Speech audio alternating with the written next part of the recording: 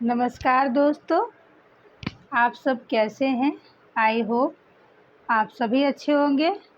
दोस्तों, मैं और आप बहुत दिन पर मिल पा रहे हैं क्योंकि दोस्तों मेरे पैर में थोड़ा-सा फ्रैक्चर हो गया था, उसकी दवा चल रही थी।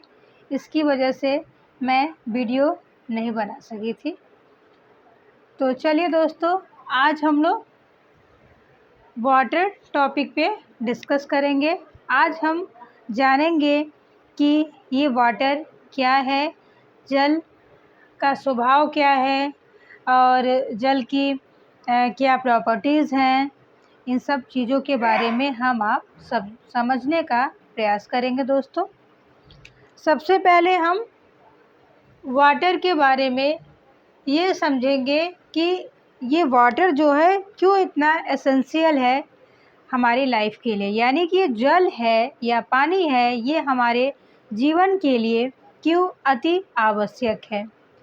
आप दोस्तों जानते हैं कि जल के बिना कुछ भी संभव नहीं है। Life is not possible without water.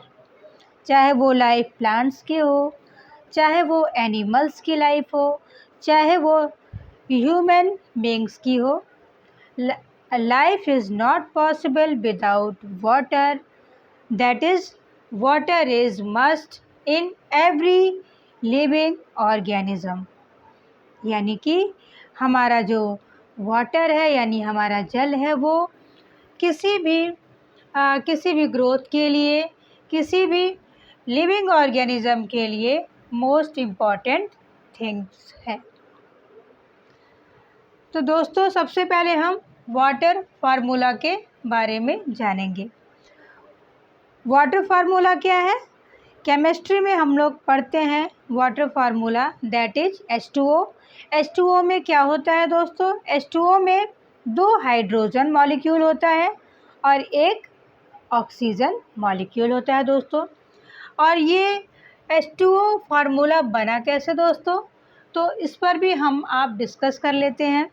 Chemistry में हम पीरियोडिक टेबल के अकॉर्डिंग ये जानते हैं कि जो हमारा हाइड्रोजन है पहले ग्रुप में और पहले नंबर पे है, क्योंकि इसका जो एटॉमिक नंबर है वो 1 है और इसकी वजह से हाइड्रोजन के पास हमेशा इसके आउटर मोस्ट ऑर्बिट में कितने इलेक्ट्रॉन होंगे?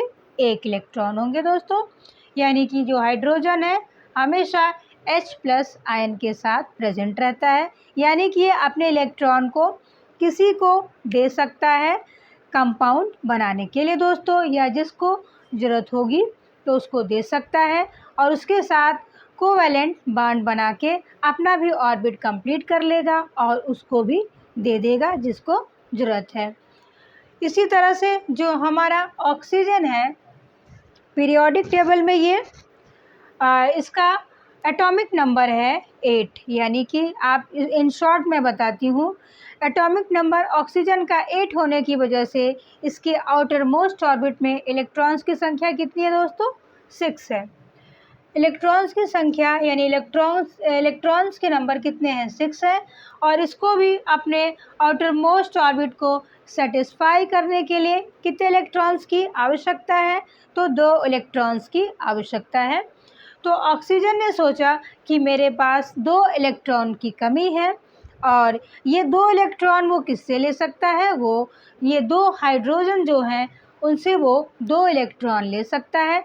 इस तरह से हाइड्रोजन ने भी सोचा कि मैं अपने आउटर मोस्ट ऑर्बिट में अगर मैं 1 इलेक्ट्रॉन की साझेदारी या साझा आप जानते हैं ना, शेयर करना, अगर मैं शेयर कर लेता हूँ ऑक्सीजन से तो मेरा आउटर मोस्ट ऑर्बिट भी सेटिस्फाई हो जाएगा। और इसी तरह से ऑक्सीजन ने भी सोचा कि अगर मैं हाइड्रोजन से 1 इलेक्ट्रॉन शेयर कर लेता हूँ, यानी कि ऑक्सीजन को 2 इलेक्ट्रॉन्स चाहिए, यानी कि वो 2 हाइड्रोजन से शेयर करेगा। कितने इलेक्ट्रॉन शेयर करेगा?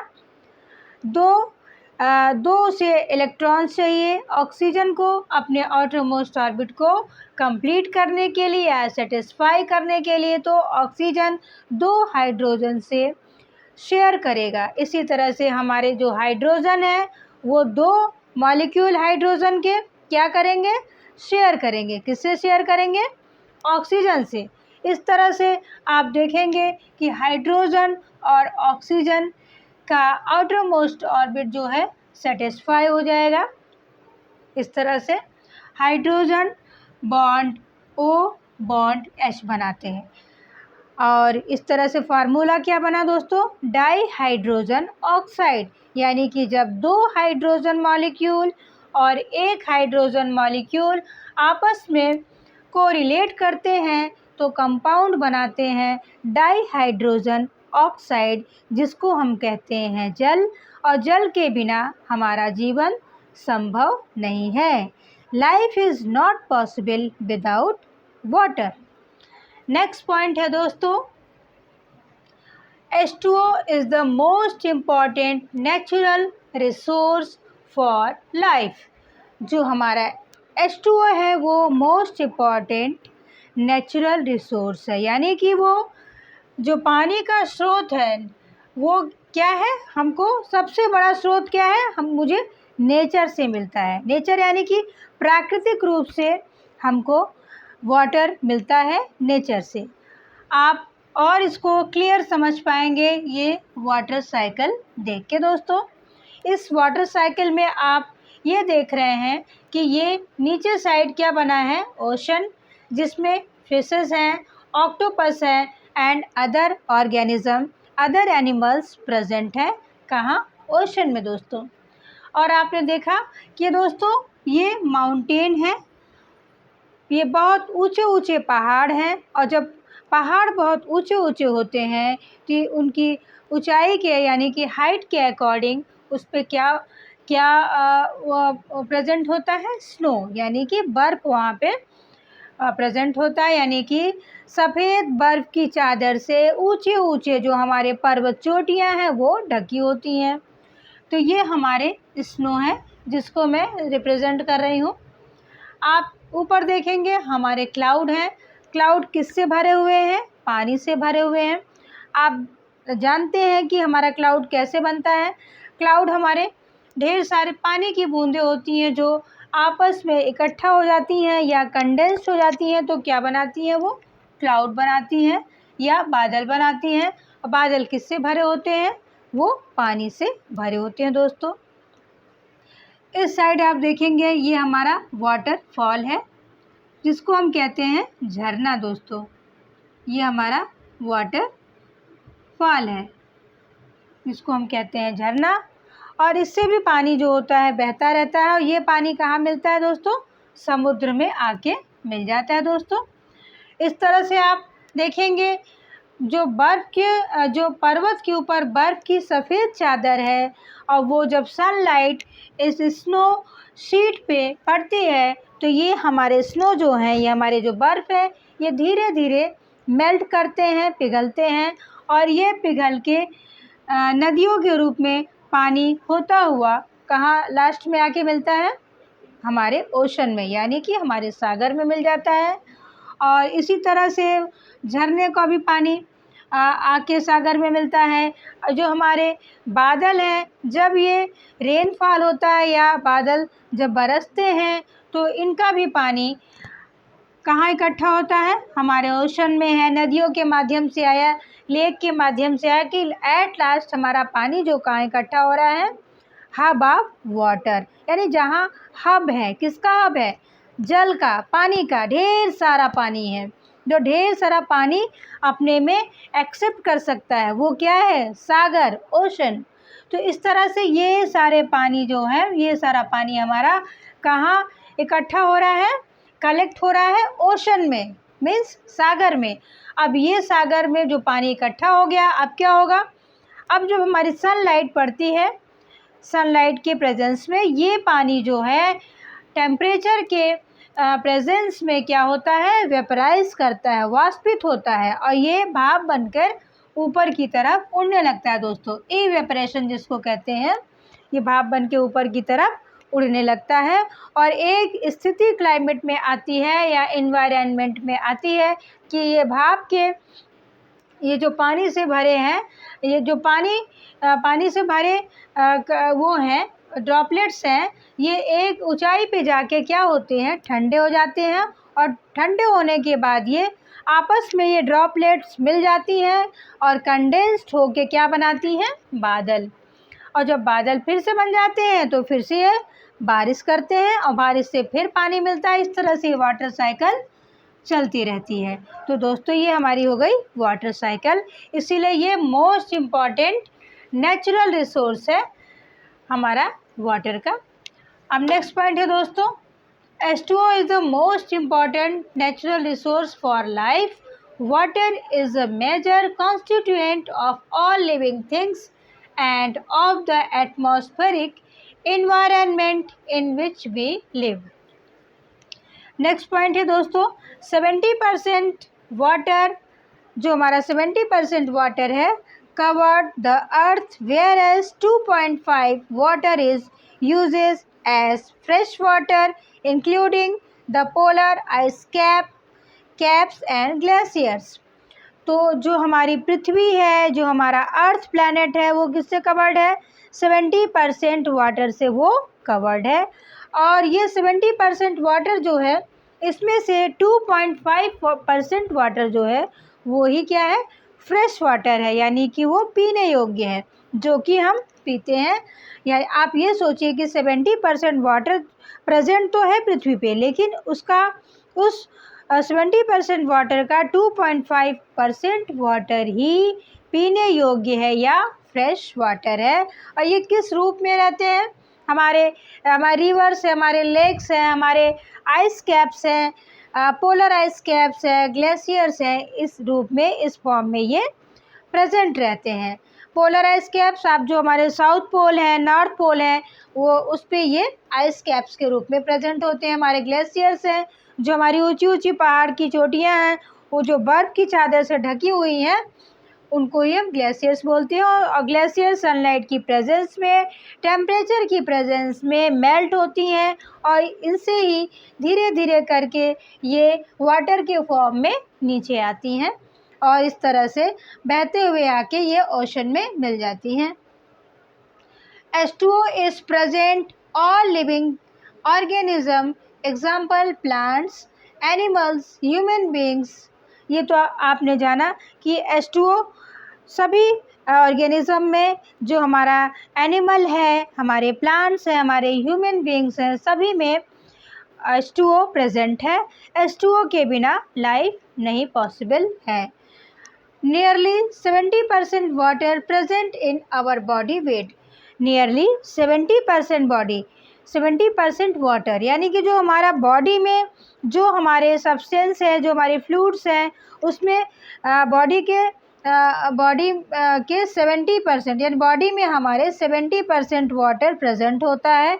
बॉडी वेट का, जो हमारा शरीर है, इसके वज़न का 70% क्या है, वाटर प्रेजेंट है हमारी बॉडी में। H2O is essential for maintenance continuance of plants and animals। H2O essential है, किसके लिए एसेंशियल है, मेंटेनेंस के लिए। किसके मेंटेनेंस के लिए, हमारे प्लांट्स के लिए, एनिमल्स लाइफ के लिए ये बहुत इम्पॉर्टेंट थिंग्स है दोस्तों। Water exists in all the 3 physical state as solid, यानी सॉलिड फॉर्म में होता है water, ice as a liquid, यानी वाटर फॉर्म में होता है दोस्तों, as a gas, as a water vapour, यानी कि जो हमारा वाटर है वो इसके 3 फिजिकल स्टेट है। पहला इसका है सॉलिड फॉर्म, सॉलिड फॉर्म का एग्जांपल है आइस, और दूसरा है लिक्विड फॉर्म, लिक्विड फॉर्म में एग्जांपल है खुद स्वयं वाटर यानी जल, और तीसरा है गैसियस फॉर्म, गैसियस फॉर्म में ये आएगा जैसे कि वाटर वेपर। नेक्स्ट पॉइंट है दोस्तों, water is also present on Mars planet. पृथ्वी के अलावा जल कहाँ प्रेजेंट है, कहाँ उपस्थित है, मार्स प्लैनेट पे, यानी मंगल ग्रह पे भी जल है, लेकिन किस फॉर्म में है, आइस कैप्स के रूप में है। जो हमारा जल है, हमारा वाटर वहाँ पे पाया गया है दोस्तों। नासा के वैज्ञानिकों ने इसकी खोज की है और वहाँ पे किस अवस्था में है, फ्रोजन स्टेज में, यानी कि वो आइस कैप्स के रूप में वहाँ प्रेजेंट है, लिक्विड फॉर्म में वहाँ नहीं पाया जाता है। ऑन मून, अब हमारे चंद्रमा की बारी है। चंद्रमा के भी सरफेस पे वाटर पाया जाता है, लेकिन फॉर्म क्या है, वो लिक्विड फॉर्म में नहीं पाया जाता है, वो भी आइस के फॉर्म में पाया जाता है। कहाँ पाया जाता है? चंद्रमा की सतह पे। तो दोस्तों हम समझने का प्रयास करेंगे। नेक्स्ट पॉइंट है, on moon water is present on the whole surface in the form of ice, not liquid form. अब हम दोस्तों बात करेंगे, पानी एक यूनिवर्सल सॉल्वेंट है। ये H2O is the universal solvent. Universal solvent क्यों कहते हैं? क्योंकि ये ऐसा विलायक है, ऐसा सॉल्वेंट है कि ये अपने में सभी चीज़ों को समाहित कर लेता है, घोल लेता है, डिज़ोल्व कर लेता है, चाहे कुछ भी हो।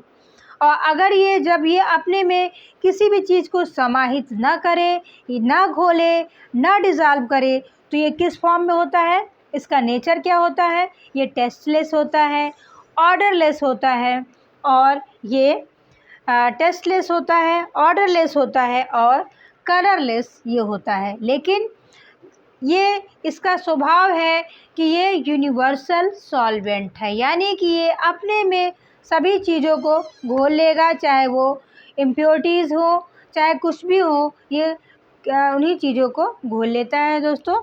तो इस तरह से हम देखेंगे कि H2O is universal solvent, that is it has ability to dissolve wide range of substances. H2O is purified for drinking purpose, removing suspended impurities. तो H2O क्या है? वाइड रेंज में सब्सटेंस को क्या करता है? घोल लेता है एज अ सॉल्वेंट। और H2O इज़ प्यूरिफाइड, कैसे प्यूरिफाई होता है? ड्रिंकिंग के लिए, पीने के पर्पस के लिए। Removing suspended impurities bye filtration. Universal solvent होने की वजह से इसमें कुछ न कुछ इम्प्योरिटीज़ है, अशुद्धियाँ हैं, और इसको पीने योग्य बनाने के लिए, फॉर ड्रिंकिंग प्रोसेस के लिए, इसको हम क्या करते हैं?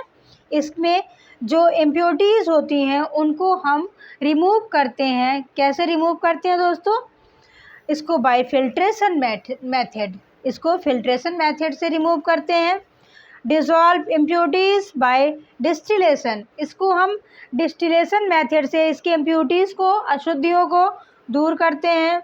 और bacterial impurities by adding a calculated amount of chlorine, और जो वाटर में जो बैक्टीरियल इम्प्योरिटीज़ होती हैं उनको भी रिमूव करने के लिए क्या करते हैं? उस जल में कैलकुलेटेड अमाउंट ऑफ क्लोरीन को एक निश्चित अमाउंट में, एक डेफिनेट अमाउंट में उसमें क्लोरीन को ऐड करते हैं, जिससे कि हमारा वाटर बैक्टीरिया फ्री होता है, इम्प्योरिटीज़ रिमूव हो जाती हैं, बैक्टीरियल इम्प्योरिटीज़ रिमूव हो जाती हैं, और जिससे हमारा वाटर पीने योग्य हो जाता है।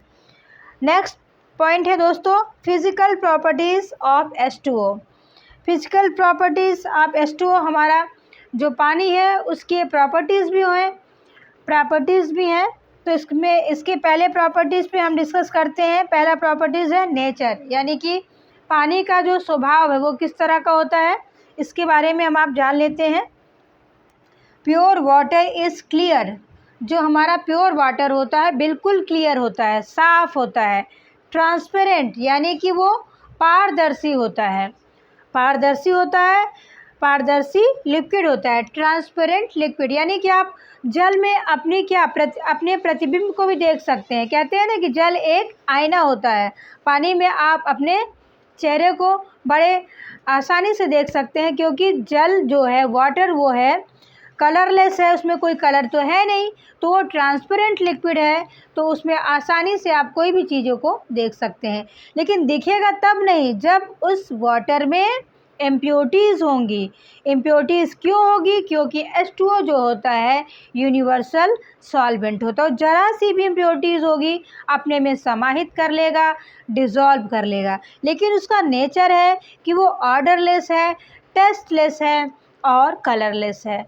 और इसका नेचर है कि ये क्लियर होता है, ट्रांसपेरेंट, लिक्विड फॉर्म में होता है, और इस तरह से it is colourless, odorless and tasteless. The taste in water is due to the gases and solids dissolved in it, that is impurities present in it.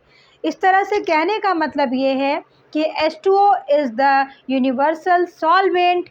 Universal solvent का मतलब है कि ये बहुत बड़ा सॉल्वेंट यानी कि विलायक है। ये अपने में सब कुछ को समाहित कर लेता है। थोड़ी सी इम्प्योरिटीज़ हो, ज़्यादा इम्प्योरिटीज़ हो, इन सभी चीज़ों को वो अपने में समाहित कर लेता है, और ये समाहित करने की वजह से ये कलरफुल हो जाता है। जबकि नेचर है कलरलेस का, टेस्टलेस का है, लेकिन जब इसमें इम्प्योरिटीज़, कोई अदर सब्सटेंस डिज़ोल्व हो जाता है तो इसका नेचर बदल जाता है। फॉर एग्ज़ाम्पल, अगर हमने एक बीकर में क्लियर वाटर लिया है, प्योर वाटर लिया है, प्योर वाटर कैसा होगा? कलरलेस होगा, ऑर्डरलेस होगा, टेस्टलेस होगा दोस्तों। अब इस बीकर में जो प्योर वाटर है, अब इसमें हमने ऐड क्या किया? हम ऐड कर सकते हैं शुगर, शुगर के अलावा हम ऐड कर सकते हैं साल्ट, साल्ट यानी कि जो नमक। इसके अलावा अगर इसमें हम कलर ऐड कर दें तो भी ये क्या होगा? ये चीज़ें जो हैं अगर इसमें हम ऐड कर देंगे तो ये क्या हो जाएगा? कलरफुल हो जाएगा।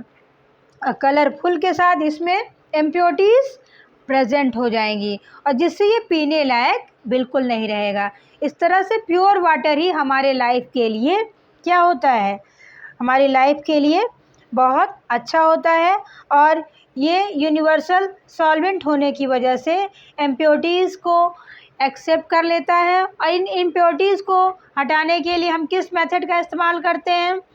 फिल्ट्रेशन, डिस्टिलेशन, और इसमें amount, calculated amount of chlorine को ऐड करते हैं, जिससे जल से अशुद्धियाँ दूर हो पाती हैं दोस्तों। अगर आपको ये पॉइंट्स वाटर के अच्छे लगे होंगे तो लाइक कीजिएगा, सब्सक्राइब कीजिएगा, बेल आइकन को ज़रूर प्रेस कीजिएगा।